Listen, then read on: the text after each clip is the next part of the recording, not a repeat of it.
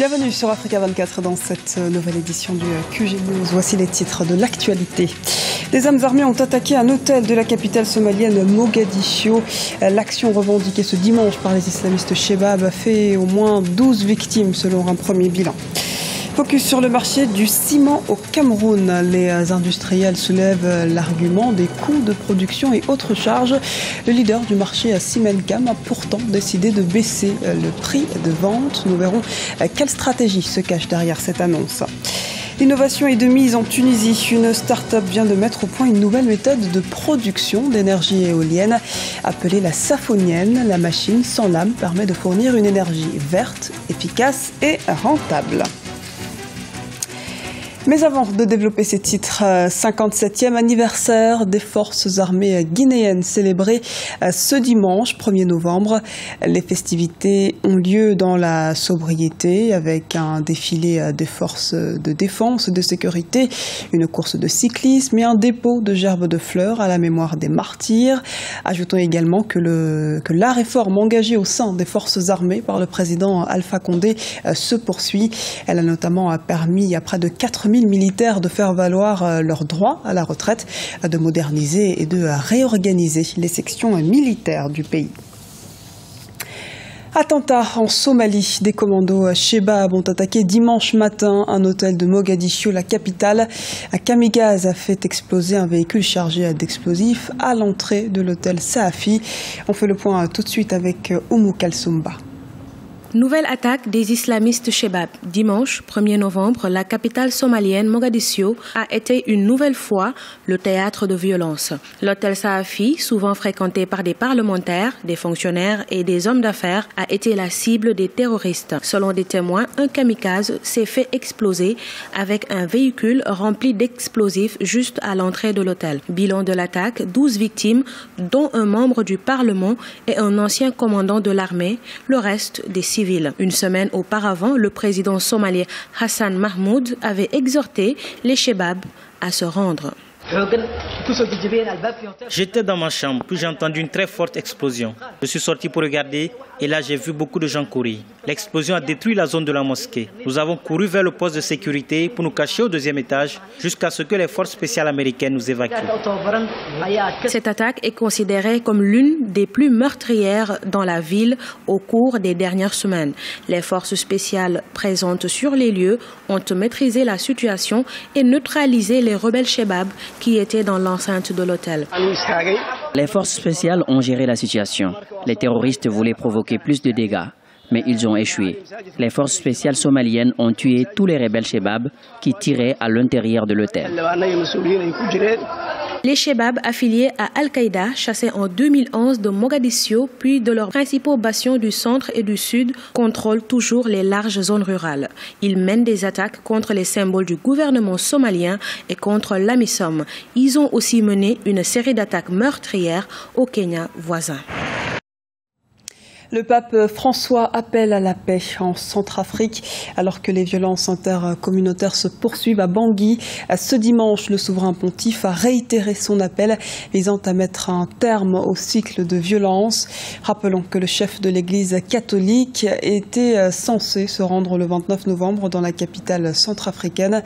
Ces événements laissent cependant planer le doute sur le maintien de sa visite en Centrafrique lors du voyage apostolique qu'il effectuera pour la première fois sur le continent africain.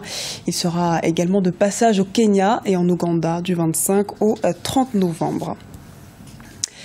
Au Cameroun, le cimentier Simencam surprend ses concurrents en baissant les prix de son sac de ciment.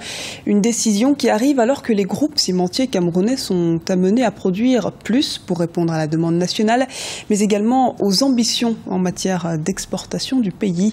On fait le point avec Arwa Barkala. Au Cameroun, le leader du marché du ciment, Simencam, a décidé de baisser le prix du sac de ciment de manière significative. Depuis le 30 octobre 2015, le sac de ciment de Simencam se vend 4 350 francs CFA, un prix bien en deçà de celui de ses concurrents, alors qu'au préalable, les sacs de ciment de l'enseigne étaient les plus chers du marché. La baisse du prix des ciments au Cameroun est liée tout simplement à la concurrence qui est rentrée sur le marché. Vous savez que pendant un certain moment, vous avez un seul producteur. C'est comme la fameuse loi en économie, la loi de l'offre et de la demande. Dès l'instant que vous avez un monopole sur un marché, obligatoirement, les prix augmentent. Et dès l'instant que vous y introduisez la concurrence, chaque producteur voulant s'accaparer d'une part de marché beaucoup plus importante va obligatoirement baisser ses prix. Les perspectives annoncent une production nationale à la hausse. Elle devrait être portée à 5 millions de tonnes d'ici à 2017, notamment par le groupe nigérian Dangote, qui annonce l'ouverture d'une deuxième usine à Yaoundé pour une capacité annuelle de 1,5 million de tonnes. La place du Cameroun peut paraître comme étant une plaque tournante, une espèce de hub pour les producteurs de ciment, dont Simencam obligatoirement sera obligé d'appliquer la nouvelle stratégie qui sera mise en place par ses concurrentes, à savoir satisfaire les marchés extérieurs. Ou alors, maintenant que pourrait faire Simencam éventuellement, s'ils ont suffisamment de fonds de pouvoir s'externaliser et de s'installer à l'extérieur. Mais pour l'instant, ils sont leaders sur le marché camerounais. C'est une bonne nouvelle pour les consommateurs camerounais que le prix du ciment puisse baisser. En 20 ans, la demande de ciment s'est considérablement accrue dans les pays d'Afrique subsaharienne. La production nationale est située à 3,6 millions de tonnes de ciment par an. Élection de nouveaux pays au Conseil des droits de l'homme des Nations Unies. L'Assemblée générale vient d'élire 18 États au sein de l'instance. Parmi eux figurent notamment le Burundi, la Côte d'Ivoire, le Kenya, mais aussi l'Allemagne, la Belgique et le Togo, pour un mandat de 3 ans à compter du 1er janvier 2016. Le Togo est d'ailleurs le pays à avoir obtenu le meilleur score, avec 189 sur 192 votants. Ces nouveaux élus rejoignent entre autres l'Afrique du Sud, l'Algérie, le Botswana, le Ghana, l'Inde, l'Indonésie, le Maroc, la Namibie ou encore la République du Congo. Promotion des énergies renouvelables en Tunisie. Un convertisseur d'énergie verte vient d'être élaboré par un ingénieur tunisien. Ce concept va d'ailleurs plus loin et peut également être utilisé pour pomper de l'eau et servir de compresseur pour la climatisation. Les précisions de Birama Saounera. En Tunisie, une start-up a créé un convertisseur sans lame. Il s'agit d'une nouvelle façon de capter l'énergie du vent pour produire l'électricité. La nouvelle invention de ces jeunes Tunisiens de 37 ans s'appelle la saphonienne. Elle est conçue pour causer moins de bruit et de fournir une énergie moins chère. L'invention peut également être utilisée pour pomper de l'eau et servir de compresseur pour la climatisation. La rentabilité, plutôt la performance de la saphonienne se traduit sur 2 niveaux. Sur le plan technique, donc elle a un meilleur rendement que celui de l'éolienne conventionnelle. Presque, on a pu atteindre sur le plan pratique 1,7 fois l'éolienne conventionnelle. Et sur le plan économique, c'est une machine qui s'avère beaucoup moins chère que l'éolienne conventionnelle. La saphonienne peut transformer près de 80% de l'énergie du vent en électricité. Anis Aoun ne compte pas vendre son invention dans des unités séparées. La start-up veut plutôt mettre de l'électricité à la disposition des fournisseurs dans le monde entier. En Tunisie, cette invention dans le secteur énergétique est très appréciée. C'est une fierté pour nous. Ça prouve que voilà, c'est une démonstration qu'on peut faire des choses, que cette jeunesse tunisienne a les moyens intellectuels et émotionnels pour risquer dans des sentiers nouveaux et être à la hauteur du défi.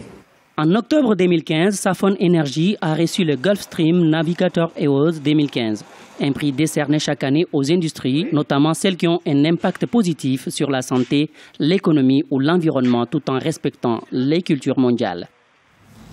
Ce journal a été réalisé par l'ensemble de la rédaction. Merci pour votre fidélité. Retrouvez dans un instant une nouvelle édition de l'actualité sur Africa 24.